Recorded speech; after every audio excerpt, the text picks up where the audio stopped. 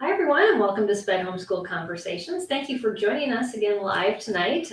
We are in the month of March, and in March, we're talking about teaching tips and hints. And so we've got a lot of different broadcasts this month that are focusing on that. And tonight, we're talking about beyond testing, alternative assessment methods with Tyler Hogan from Bright Ideas Press. Welcome, Tyler.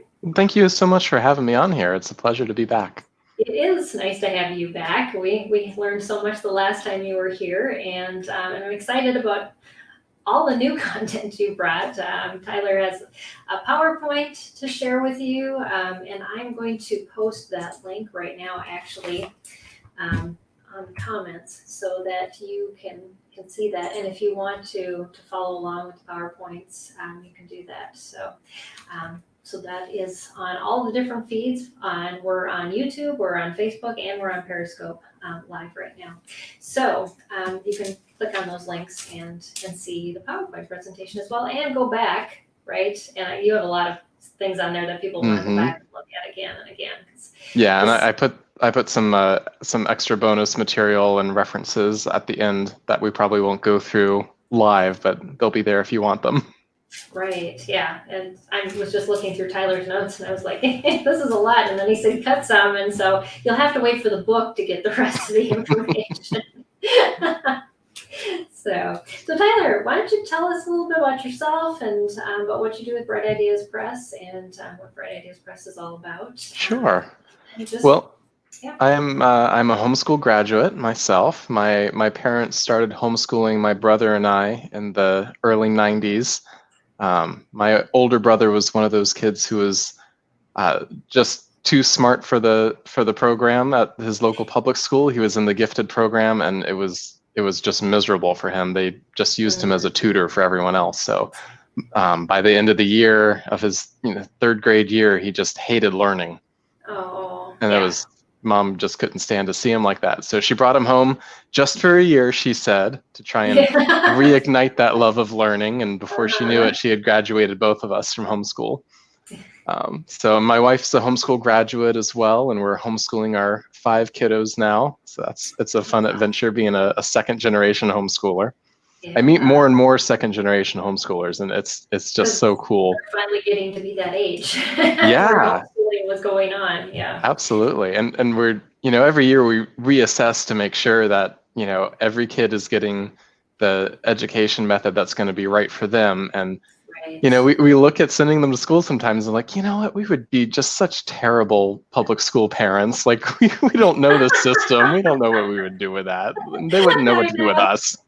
Right, yeah. No, we're just going on vacation now because we're used to that. Exactly. Yeah, homeschool is constant. Mm-hmm. So yeah, and so my parents started Bright Ideas Press when I was real little. It was a workshop handout that my mom was giving on how to teach geography to other local homeschool moms in a support group. And it was a handout that just kind of got out of hand. And before she knew it, she had a book. And now my brother and I are running the company, and we publish geography, history, science, literature, pretty much anything but math. It just runs in the family. Exactly. Math is not my mom's favorite topic either. So that's okay. There's enough other people that do math. Exactly. Why go where there's already such good stuff? But we try and make curriculum that is designed to be used by families who have lots of different learning styles, have more than one kid that they're trying to teach at the same time. So we try and keep things fun and engaging. And usually when it comes to things like hands-on projects and activities, we'll offer way more options than any one family should try and do. Right. Because we trust parents know their kids, and they'll be able to pick and choose the ones that'll be best for them. Yeah, exactly. And it's nice for you parents to know that you don't have to do everything the curriculum tells you to do. Heavens no. Heavens no.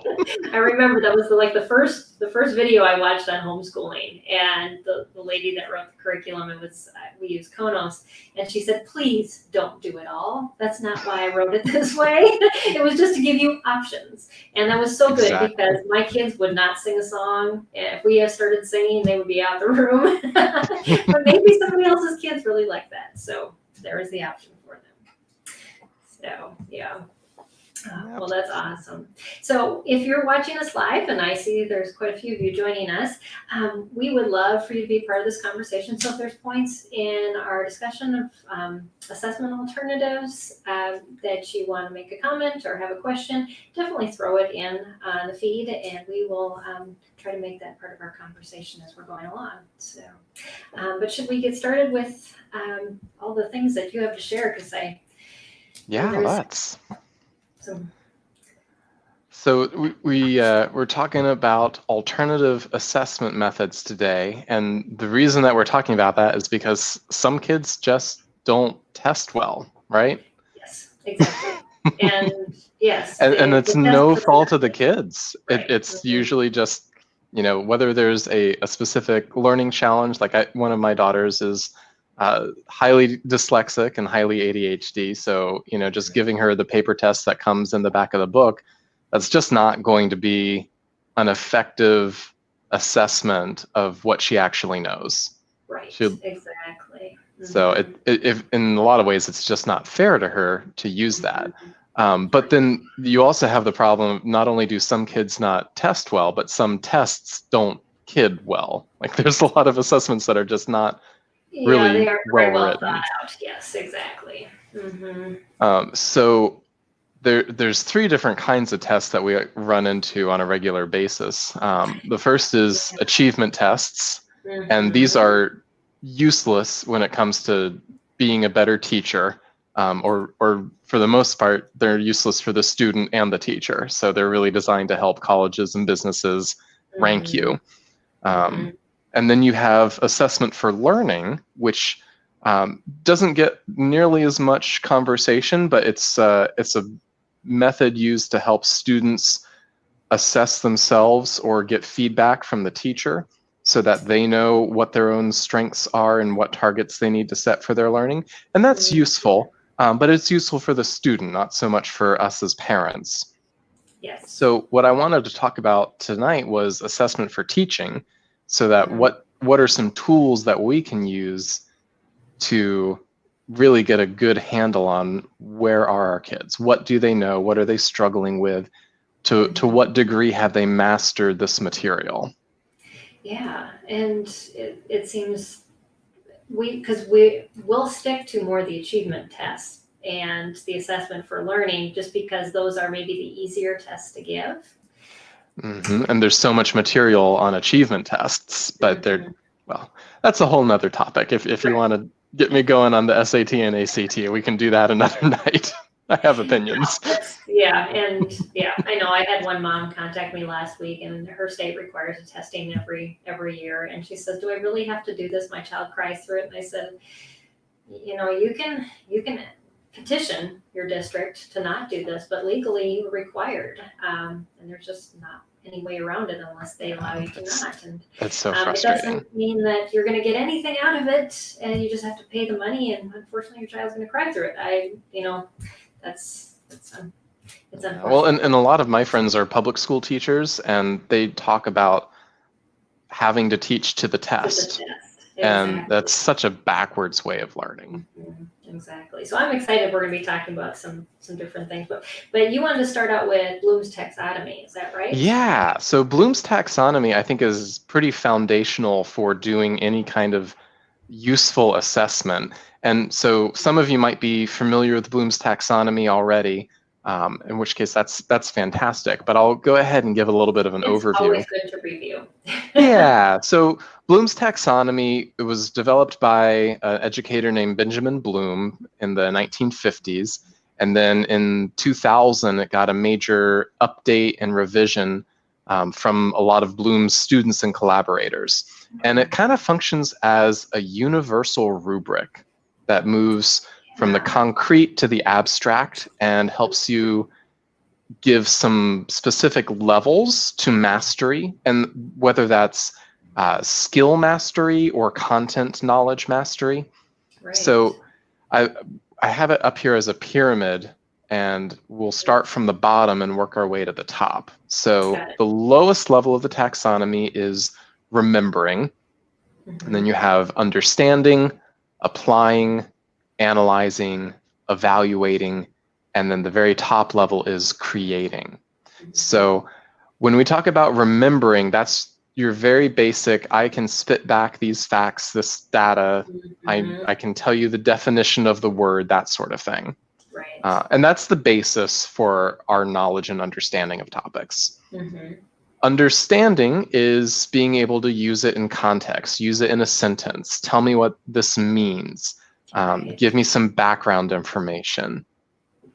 And those two levels, remembering and understanding, are pretty closely tied together because they're very similar. It can be hard to distinguish between the two sometimes. Right, but like for what we see with kids on the autism spectrum, the remembering part they can do very well, but when they have to move it from one concept to another, that's where the understanding comes in. That becomes, it's a very difficult step for some of them to take. Yeah. So if you had to, like, say you were doing a unit on charts and graphs and understanding averages, so the remembering might be, all right, tell me the difference between mean, median, and mode.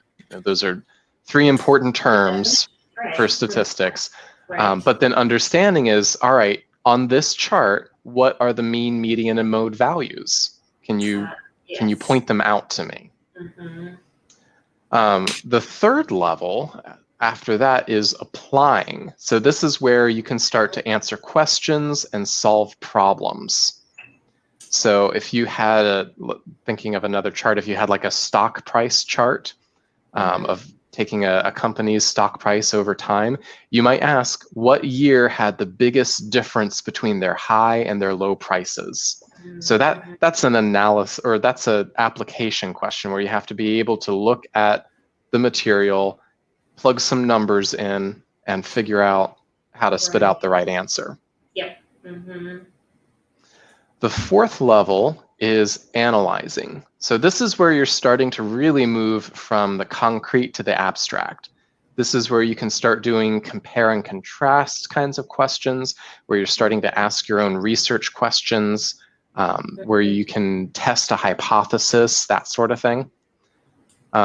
So if you had that stock price chart and a company timeline, so now you have two different pieces of data, being able to say what year, or looking at the two events, the stock prices and the timeline, which events on the timeline seem to have had the biggest positive impact on stock price. So you're having to make connections between two different pieces of information, and that's what analyzing is all about. Right. Yeah, it's the taking the understanding and up to a whole nother level. It's just kind of go beyond that applying part. Yep. And if you're a fan of classical education, you're probably seeing some connections to the grammar, logic, and rhetoric stages here. So remembering and understanding would be the grammar stage. Applying and analyzing is the logic stage. And then the last two, evaluating and creating, are the rhetoric stage. So in evaluating, you're being able to make arguments to justify and rank value or rank order. You're able to start asking questions about the questions. Like an evaluation kind of problem might be, let's say you wanted to create a visualization of lion populations in 20 different African countries. What would be the best way to visualize that data? So now that's a real tricky thing to do, because not only do you don't even have to solve the problem. Like, you're not actually asked to make the visualization, but you have to know enough about different kinds of maps and charts and graphs to figure out what's the right tool for the job. So if you say, all right, we're going to do a bar graph, well, that's a different evaluation than a heat map. And that's the evaluation level where you have to start really thinking about what's the best way to use this information. Right. Yeah. Becomes and then everyday application. And yes. how you can transfer that to people so they have an immediate understanding versus having to dig in and gather some information on their own. And if you're doing, I mean, we've used mostly math examples here, but this is where you can start doing like literary analysis and explication. This is where you're starting to write the more in-depth book reports and give details about theme and, what the authorial intent was and that sort of thing. That's the evaluation level as well. And then lastly, you have the creating level. This is where you're not just evaluating someone else's work, but you're putting together something new.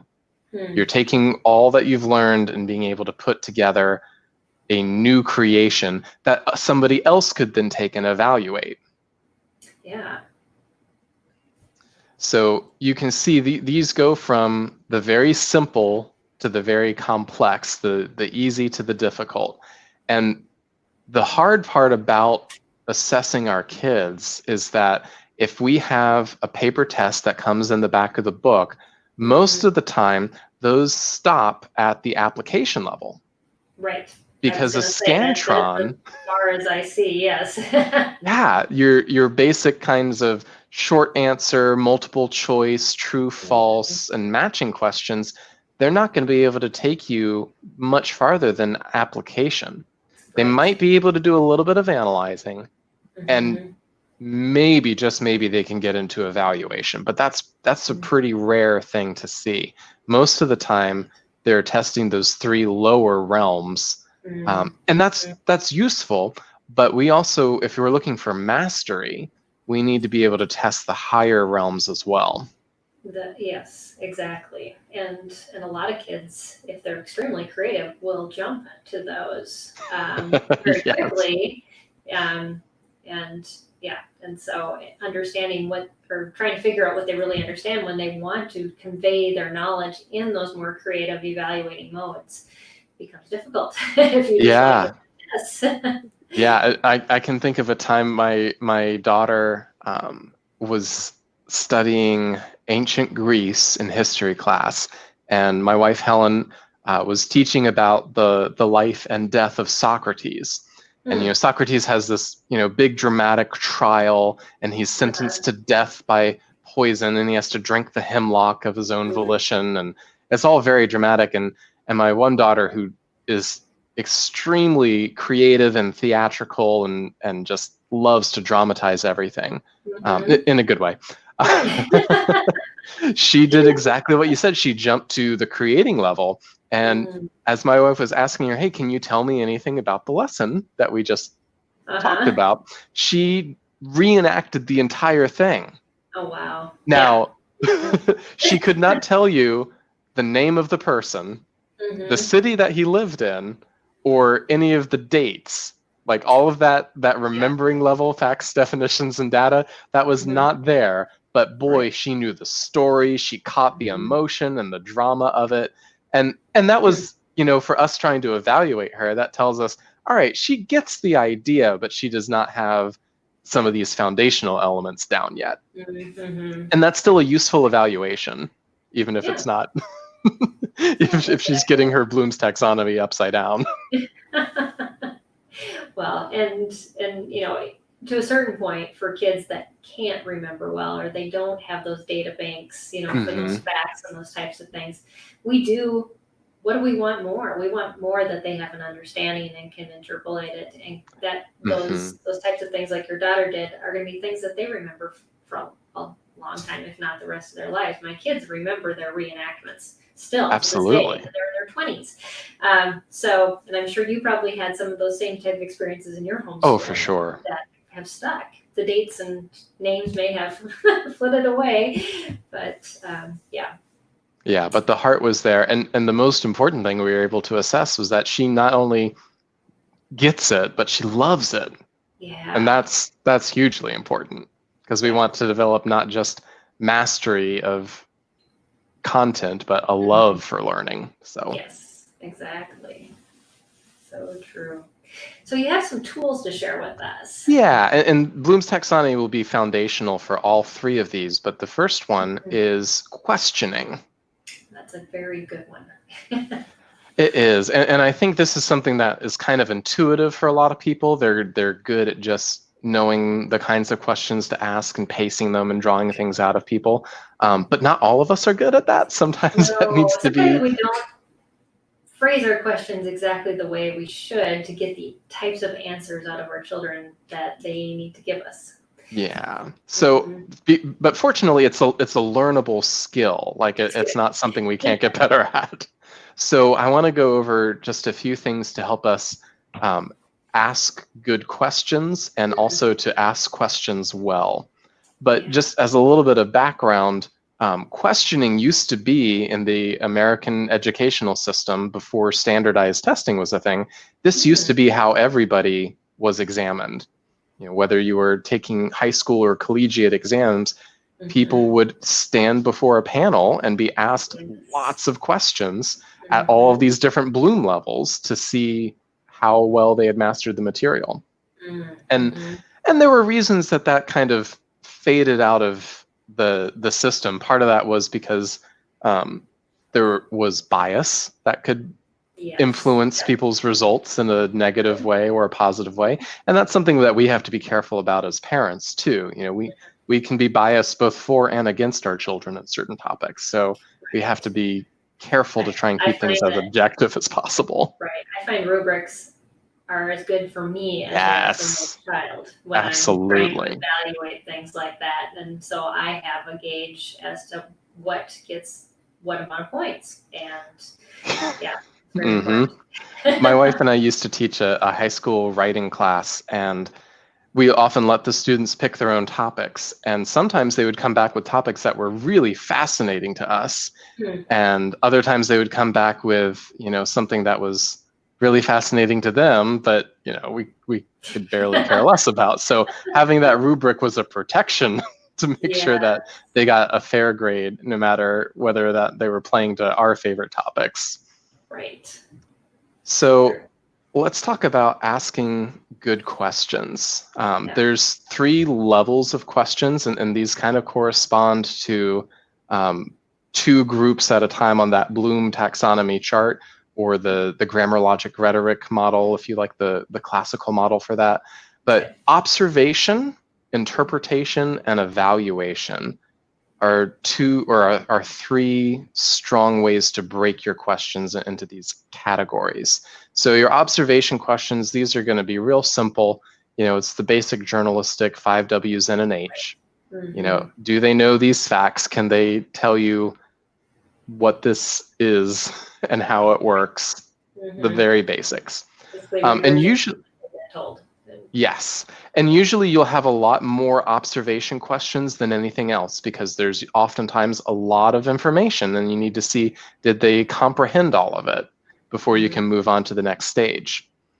And if they don't comprehend things, if their observation questions are showing that they really don't have a grasp of it at the foundational level, then don't move on.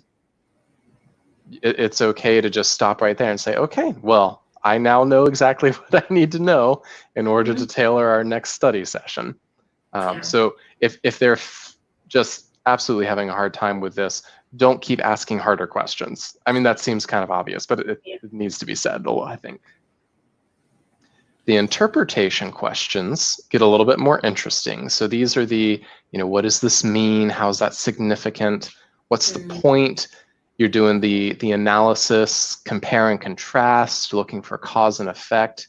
And this is also a good place to get them to talk about opinions and feelings. So this doesn't have to all be objective data, especially if you have a student where you're looking to try and help them build their empathy skills. How do you think this character felt at this time? Or what do you think was going through this historical figure's mind at this period of history?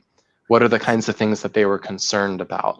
Those can be good not just for assessing them, but also for helping them to think through some things that might not come naturally to them. Right. Yeah. To bring those ideas into play as they're thinking through that, because it actually builds those bridges, those neural nets further into their brain to memorize when you start asking these types of questions. Absolutely. So they're learning, not just being assessed, which is the great thing about asking questions. Yeah. And then lastly, the evaluation level questions. These are where you're getting into the evaluation and creation level. on Bloom's taxonomy. So tell me, was this effective or not? How successful do you think the Marshall Plan was in revitalizing the economy in post-World War II Europe? Like, that's a deep question right there. And that, Right. if you've been talking a lot about the Marshall Plan, they should be able to assess that. But that requires a lot of background knowledge. So Yes. if they're able to go that deep, Mm-hmm. if they can argue for or against something and make cogent points, Mm-hmm. then that really shows you, yeah, they've got this down pat. And there's maturity. Like their cogent points may not have all of the different aspects that might need to be considered, but they've considered all the things that you've asked them to, and that's enough in terms of evaluation. Definitely. Yeah. We have a guest that said hi from Sisters, Oregon. Awesome. Thanks for joining us. So we talked about asking good questions. Let's talk a little bit about asking questions well. So, Yes. so these are 3 simple principles for being a good questioner. The first is pause. Because pausing gives our kids time to think. Yeah, we don't want those answers to just be quick. Right, especially at the higher levels where they need to be more deep and thoughtful. If you're asking questions and you're just trying to fill the space because awkward silences are hard on you.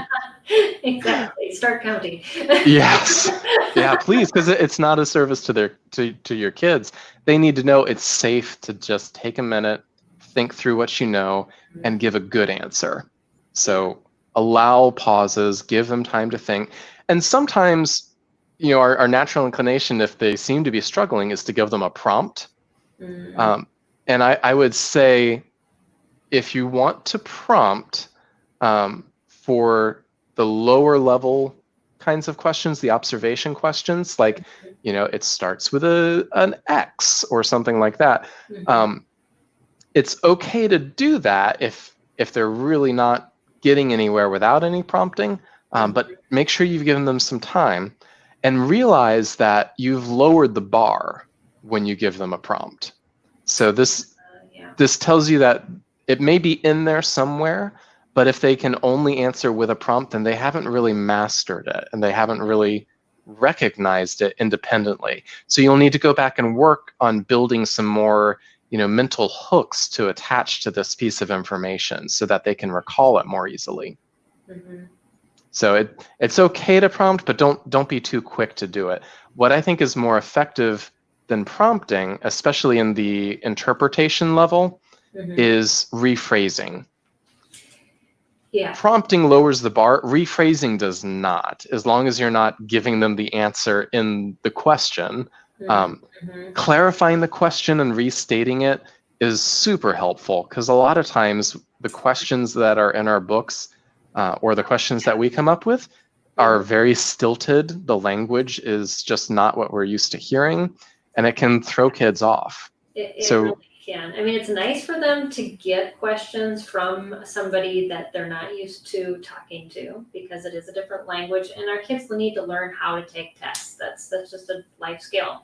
And so giving them those, but having that rephrasing and maybe into words that you more use in your household than what was used in the text. I know my son was thrown by one math book we used. It was Singapore math, and they talked about prawns all the time. And every time he heard that word, his brain went, shoot. It's like, what was that? And, I mean, you throw a superhero into the word problem, and all of a sudden he had it, mastered in seconds. But when you start introducing these objects he knew nothing about. Yeah, and it's totally fine to just replace the object if that's some weird terminology or something like that. That's really helpful. And then the last principle here is on prompting, and I don't mean prompting to give them answers, but prompting for more information. So obviously you want to avoid leading questions like, well, don't you think that X, Y, and Z? Because that's just saying, all right, so how loudly can you agree with my interpretation? Right. And We don't want that's to give them that. Exactly. and similarly, yes, no kinds of questions that are, very closed. Sometimes that's okay for the observation level, but once you get past the bare necessities and you want them to give more than just a one word or one phrase answer, sometimes they don't realize what you're looking for. Like if you're looking for a short essay and they're only giving you a short phrase, you need to prompt them and try and draw things out a little bit more. So, but doing that can be a little bit tricky. So you want to make sure that you're not putting them on the defensive. So like the go-to, well, why or why not? That oftentimes that comes across as, well, my answer's wrong. I need to either pivot or switch gears, or maybe I need to just start all over from scratch. So if you couch that in a little bit more of a conversational phrase, like, well, that's interesting. Can you tell me a little bit more about that? Yes. Or, oh, I like where you're going with that. Give them a little bit of encouragement to let them know that they're on the right track, but they need to give some more details and some more information. Yeah. And these kinds of tools are especially good for auditory learners. So, because a lot of times people think auditory learners in that modality just needs to hear the information, but that's only half the story. They need to hear it. That's really important, but they also need to be able to talk it out. So yes, because if you've got, as they hear themselves, they actually are learning. Yes. And processing. Yes. Well, and like you were saying too, if the questions have weird phraseology and you rephrase it for them, they're learning, oh, this is how this kinds of question might be asked, and I'll recognize that a little bit better next time.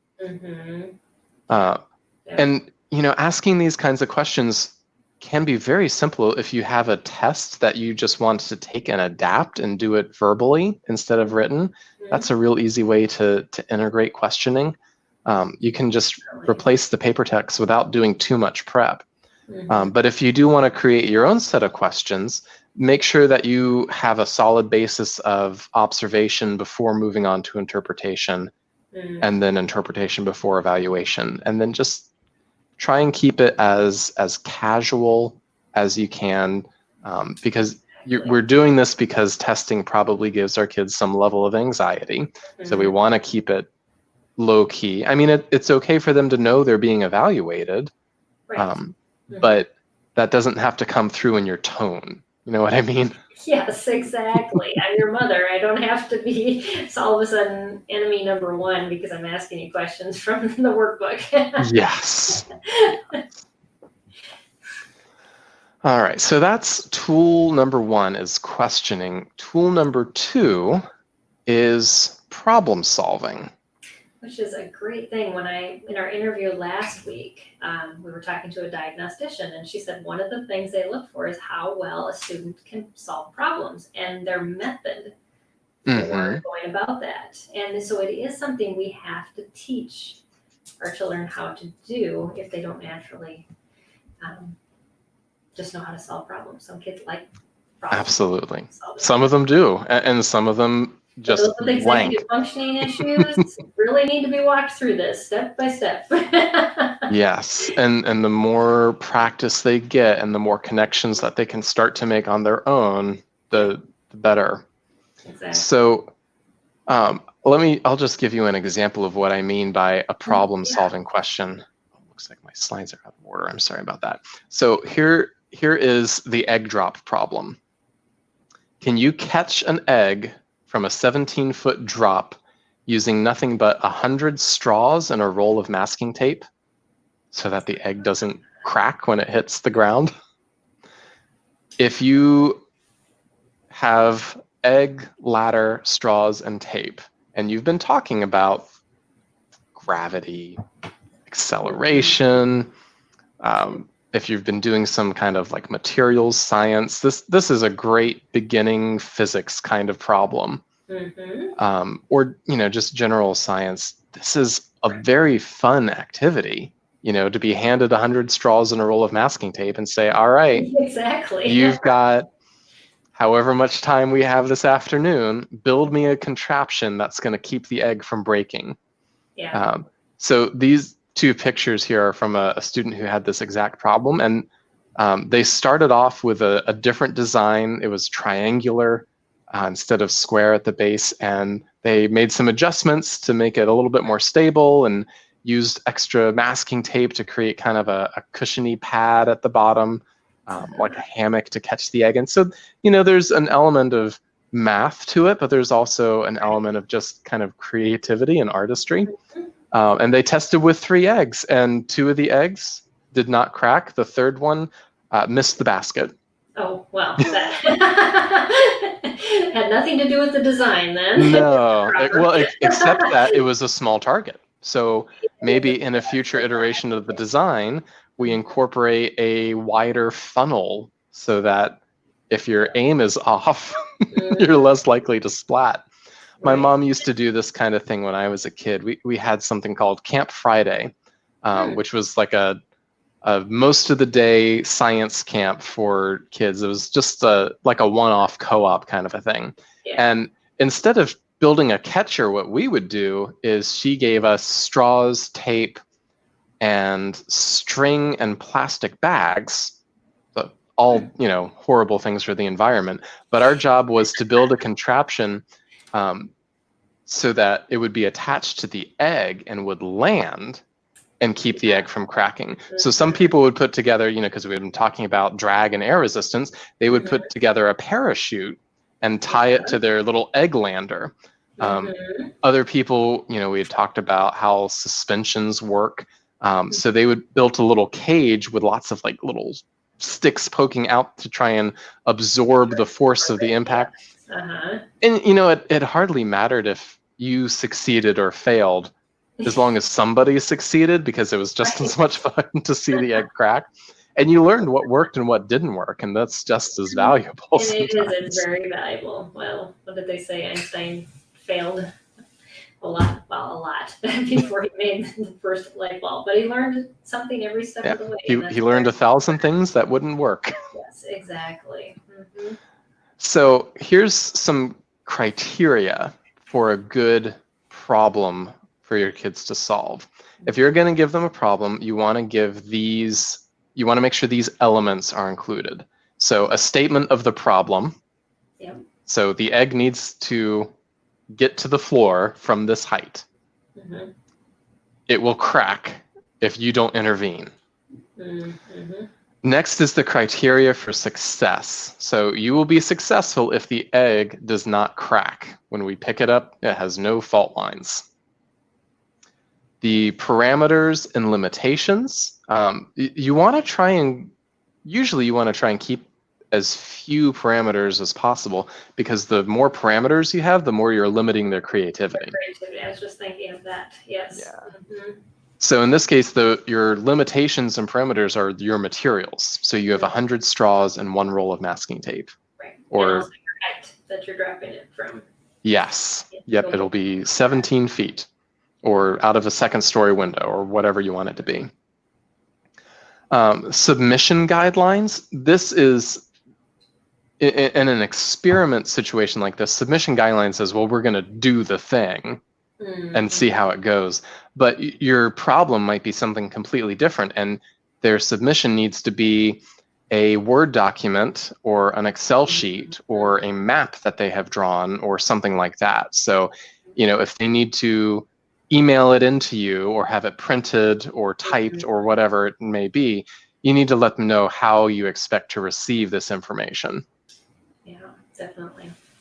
Then it's good to list the required skills and subject knowledge that they're going to need. So, hey, in order to do this, you're going to need to know how to use Excel, or you're going to need to know a little bit about beekeeping, or whatever the problem requires.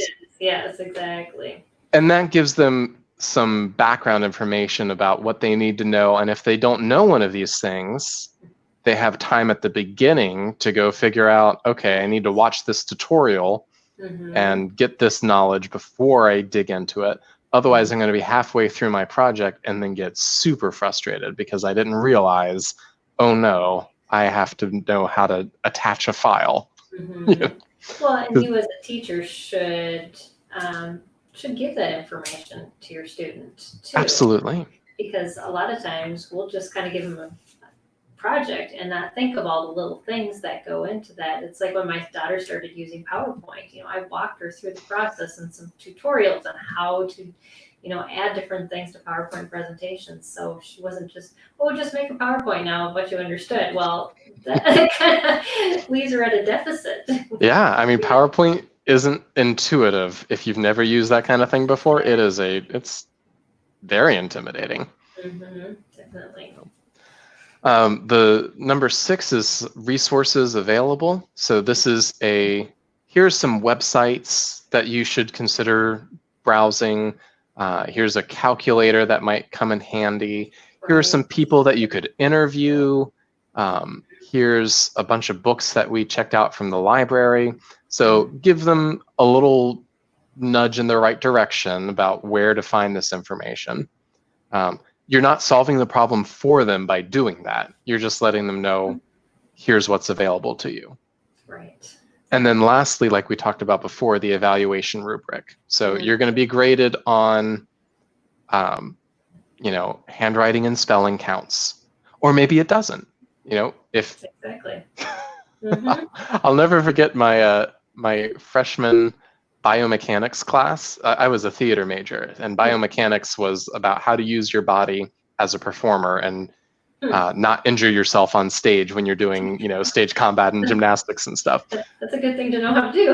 Very useful, but it was all medical terminology and muscle groups and, nerves and different parts that had very hard to spell words. And I'll never forget that I got every single problem on my final exam right, but I got a C because I misspelled 22 medical terms. But, the professor said spelling counts, and I did not study the spelling. So I could have had a better grade on that, but I studied the wrong material. Well, so when your kids know what counts and what doesn't count, it frees them to do their best work. It does. And then for my son, it gave him a checklist that he could go through when he was worried if he hadn't done it right, because he's this perfectionist, and he had to make sure that everything was done exactly as it needed to be, and there was nothing that he was guessing at. And so it gave him a sense of security that he was doing the right things, that spending time on what he should be spending time on that mattered. So yeah, definitely love the rubrics. And there's ways to create your own rubrics online. You can. Oh, absolutely. A lot of different tools out there. And there's a whole series of workshops just on rubrics that you could host, I'm sure. Teachers that love them a lot.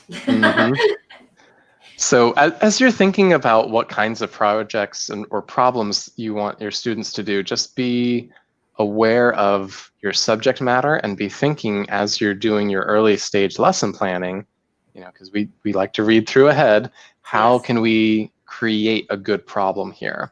And these are really useful in science. These are really useful in math and some of those harder, more objective kinds of subjects. It's a little harder to do in literature, a little harder to do in history, but not impossible.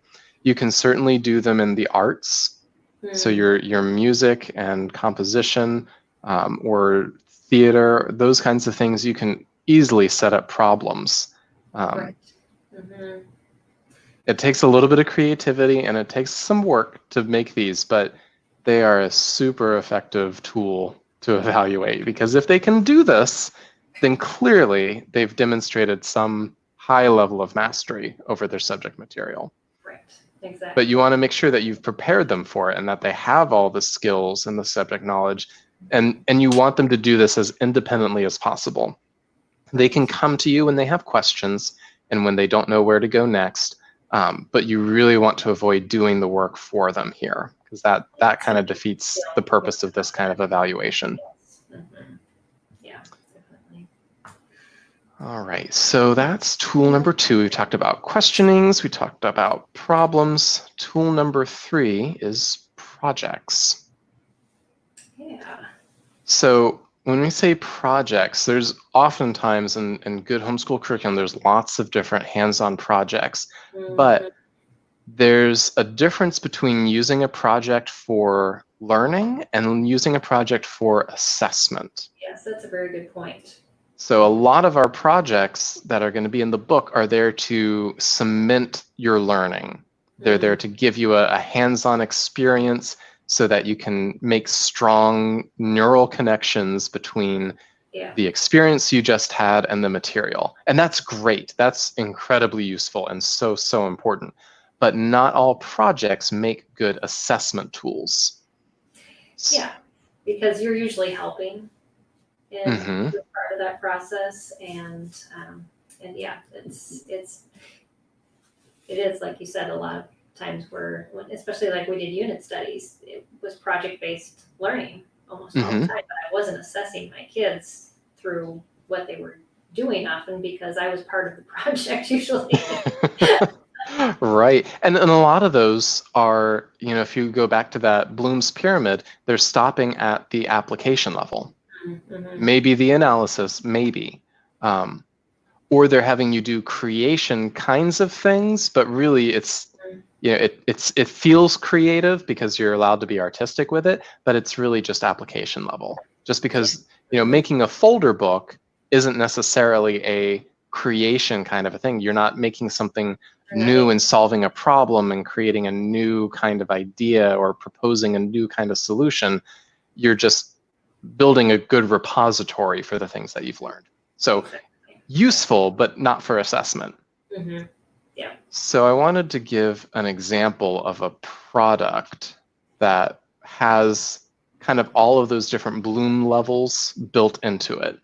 So you can have lots of different kinds of products. This is, I want you, my student, to write a letter to King John.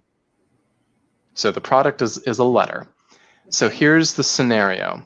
King John, Prince John if you prefer, the infamous one, has written to you as an impartial third party looking for advice on whether or not to sign the Magna Carta. Write a letter back to King John, offering him your advice. Your letter should include a summary of the events leading up to his current situation, an explanation of the content of the Magna Carta, and predictions about how signing it might impact his reign. Be sure to explain the consequences of either decision.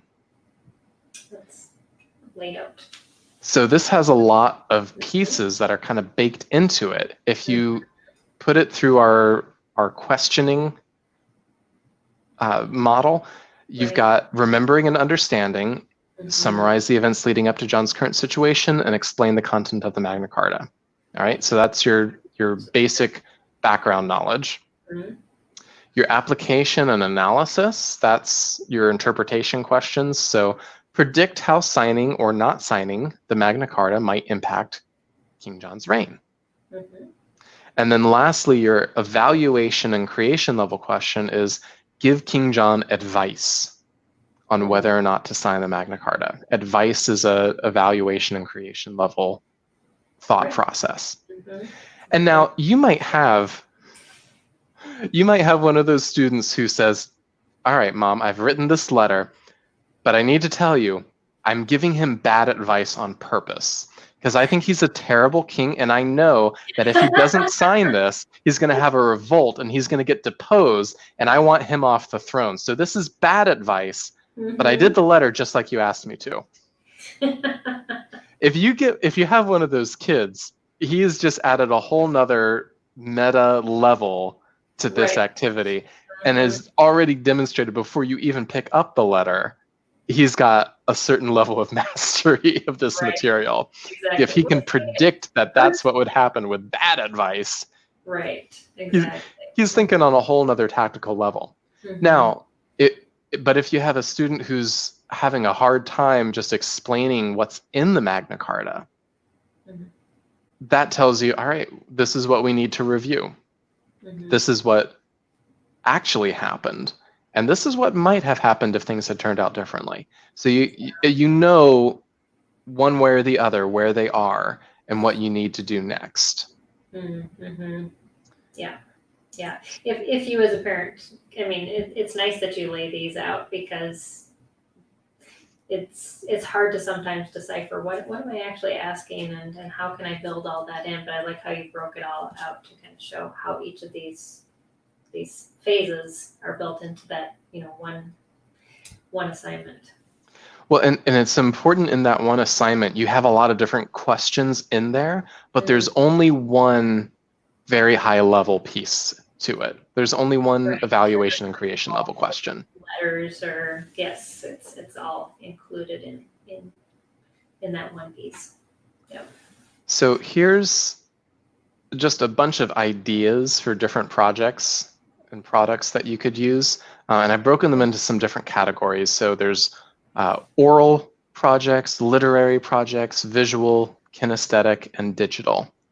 And if you're big into learning styles, you'll probably recognize, auditory, visual, and kinesthetic learners. Some models also have read-write as a learning style. And then digital is a category that a lot of the learning style models just don't really have a place for yet. So, right. Yeah. So and that was the one my kids always opted for. Was my son started a podcast, and my daughter likes the PowerPoints or the films. It's kind of we're new on that. But you can get so much information from any of these kinds of activities, even if it's not their favorite type of project. They all have so much value. Like, for the oral projects like speeches or dramatizations. I mean, I told you about that one with Socrates. That was such useful data. Like no paper test could have told us all the things that she knew, and they could have told us the things that she didn't know, but they couldn't have told us what she did. Yeah. A literary activity like the letter writing thing that we just talked about, that's a good product. Visual learner. She was reading about I can't remember the name of the Sherlock Holmes. Reading some of his short stories, but in the short stories they don't describe him really that much. And it said, draw what you think he'd look like, based off of the little bits of information you get out of these short stories. And so she had to kind of compile all of these, ways that he was talked to, and just what kind of man would he have looked like? Was he presentable, or Oh, that's fantastic. And so she really struggled with that, just trying to figure out what he would look like based on these short stories all put together, and just the demeanor of people who approached him, because of what you look like, people approach you differently, and how they talk to you. And so that was a really good way to use her artistic gift to analyze literature. Yeah, that's fantastic. So that's a great visual activity. And it's funny, a lot of people, would see literary activities and think, oh, okay, that's related to literature studies. But no, you can use any of these for any subject. Right, you really can. Yeah. My wife she's a very visual person, and she hated geometry class except for this one project that she did. She was in a theater production and was working on the set, and she had to build a column. And in particular, she was in charge of taking a big block of foam and turning it into the capital top piece of the column. Right. And she wanted it to be, a perfect trapezoidal kind of thing, like a pyramid with the top cut off. So she used all the theorems that she had been learning in geometry and wrote out a whole page of the equations that she would need to get all the angles right. And then she built it, and she brought it all into her geometry teacher. Now, this was such a missed opportunity because the teacher made it very clear that she didn't like geometry and she was just teaching it so that they could do well on the SATs. And she saw this hard work that Helen had done and was like, that wasn't assigned. It's like, no, but now she can use this. Well, and unfortunately, geometry is taught theoretically. It's not taught in application. And so a lot of kids that are very good visual learners don't get geometry because it isn't taught that way. I know we did paper folding for geometry with my middle child, and he excelled at it because he's a visual learner, and that was his only master. But yeah. Kinesthetic projects can be a little bit harder because they're often a little bit more in depth and sometimes require more of us as parents. But that's okay. Rubric for those types of things. Yes. Yeah, it certainly can. And they require a lot of creativity on the part of the kids too. So so, not every kid is going to want to get up and do, a pantomime about something, but Right. some kids just gravitate towards that naturally. I remember a few years back, we had gotten our hands on some dry ice, and wow. we were doing some science experiments with dry ice and talking about the 3 states of matter. And our kids learned all about, solid, liquid, and gas, and the molecules being close together and far apart, and energy levels and such.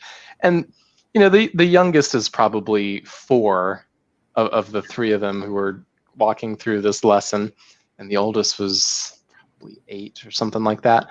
And at the end of it, the 3 of them, without even prompting, because this is just how they are, they did an interpretive dance for us on the states of matter. So when they were solids, the 3 of them were bundled up real closely together, and they were moving really slowly. And when they got to liquid, they started moving around a little bit more and had a fluid motion and started spreading out a little bit. And then when they got to gas, they were just zipping all around the room, filling the space as much as they could. And the 4-year-old was never going to be able to fill out a paper test or even answer many questions about states of matter. But that interpretive dance told me they got it. Like, exactly. All of those main points were in there, and they could turn it into just this hysterical little 2-step all over the living room. It was great. Yeah. And that's the beauty of alternative assessments. Everything we've been talking about is that that seems maybe so complicated, because we can talk about all the background, like stuff that's involved with evaluating and creating these types of assessments, but it can make it very accessible for kids who understand things. Like your 4-year-old can understand concepts that maybe we wouldn't even teach, but oftentimes they're in the same room when we homeschool and are touching those things. Yep, I was the little brother. Half of my education was through osmosis. I know. And my 15-year-old at this point could have graduated last year because of all that she learned, and I was like, I'm not ready for you to go yet. So we're doing college algebra and physics and slowing down. Yeah, she just learned way too much too early. What a wonderful problem. Yes, it really is. No, we spend a lot of mom-daughter time. Are we wrapping up? We are. Yeah, I know we're about out of time. If there's any Q&A, we've got time for that. But really, I just want to encourage everybody. If you've got a kid who doesn't test well, there's so many other ways of assessing them. And if you've got a rubric, then you've got your documentation. Exactly. Yeah, and it's an easy way to score it and keep track of all of that information in one place. Yeah, and maybe we'll have to come back and do a workshop on rubric building, but it's so much more, like you said, it's so much more accessible, and it can be a fun, happy memory instead of the anxiety of sitting down for a test. And really, we want homeschooling to foster a love of learning, not a dread of learning. So even if your kid does test well, these are great ways to get them out of their little paper box, because sometimes those kids need to be challenged to do things outside of the area where they're most skilled. And I have with a little bit of planning and a little bit of creativity and preparation, you can take these kinds of things and just go so far with them. Yeah. And it seems like now the colleges are wanting to see more projects. Like in high school, if your children are working on these or they have these things, keep them in a portfolio. Because a friend of mine whose son went to Harvard, she said, all my son knows how to do is take tests. Well, he wasn't homeschooled. But so she's like, what do we put in the portfolio? He only takes tests well. And so it's becoming a more of an advantage, if your children are college bound, to keep track of these things. Absolutely. And you get so many other related skills when you're putting together a PowerPoint or a wiki or a podcast, or even just doing an infographic or a dramatization in front of other people. Like, public speaking is a skill unto itself, and it's hard. For some students, it's really hard, but it's so worth branching out from the paper assessments. But the thing that I would just encourage people to remember is start with those levels. Start with observation and go far with that before you move on to interpretation, and then keep your evaluation to, I don't want to say to a minimum, but don't overburden them with evaluation questions, because that takes a lot of thought and creativity, and you can learn a lot from one question. You don't need 10. Exactly. Yes, you don't need 100 questions, to give them a midterm exam or something. Yes, yeah, exactly. So with just a little bit of forethought and planning and creativity, you can really go a long way with these. Definitely. And at the very beginning, I shared a link. So if you were thinking, oh, I joined you guys late, I wanted to see all these slides, great. Just click on the link and you'll be able to download and see all of Tyler's PowerPoint there. So yeah, and there's some extra slides that we didn't cover today that have a little bit of bibliography. There's some question stems that you can use, or example questions for all the different levels of Bloom's taxonomy, just to stimulate your creativity a little bit. So yeah, make sure you download that PowerPoint. It's a PDF, so even if you don't have PowerPoint, you can still use it. That's great. Yep, PDFs are easy. And if you missed mine and Tyler's first interview, we talked about demystifying learning styles, and that's his book right there, which is a very good read. Very short, but very, concise, good information. So definitely check that out, and all your other resources at Bright Ideas Press. So thanks. Thank you so much. I appreciate being asked here. This has been fun. Yeah, this has been great. And I think we had one more comment. Kristen Marie said she was following. Thanks for watching, Kristen, and Crystal, who commented earlier. We definitely appreciate you guys just letting us know you're there. We can see the eyeball gives us how many people are watching, but oftentimes we don't know who you are. So thanks for introducing yourselves. But definitely visit brightideaspress.com and just want to thank you, Tyler. This has been so much good information, and for parents especially, when we stress about how do I know what my child knows and how do I figure that out, you've kind of taken it and given us some pretty applicable steps that we can follow, which is nice, because oftentimes it just seems very confusing as to what they do know. And it can be overwhelming, but it doesn't need to be. Yeah, definitely. Yep. Well, you showed that for sure. Well, thank you, Peggy. I appreciate it. Yeah, thanks for sharing with us. And we're going to continue the month of March and tips and hints for teaching. We're going to switch on to writing next week. We're going to be talking with Sarah Collins of Collins Academy Therapy Services, and she's going to be talking about the impact and development of pre-writing skills for greater learning. And so just all those pre-writing skills. So if you've got younger children or know anybody that homeschools younger children, definitely join in. Or if you just have a struggling writer, those are things that we're going to be talking about. She's an occupational therapist, and so she's going to be talking about some different ways to work on those skills. I have a 20-year-old that's still working on writing skills. That's a very difficult thing for him to do. So we all have things we can learn from that. But we just want to thank Tyler for his time, and definitely check out his resources and check out spedhomeschool.com. We have a lot of resources on our website that can help you to homeschool your struggling learner, and also join one of your, we have new SPED Strong tribes. And so your tribe is a regional group that you can join and keep this conversation going all week long with that group. So until next week, have an awesome week, everybody, and we'll see you right here, same time, same place. Good night, everyone. Good night.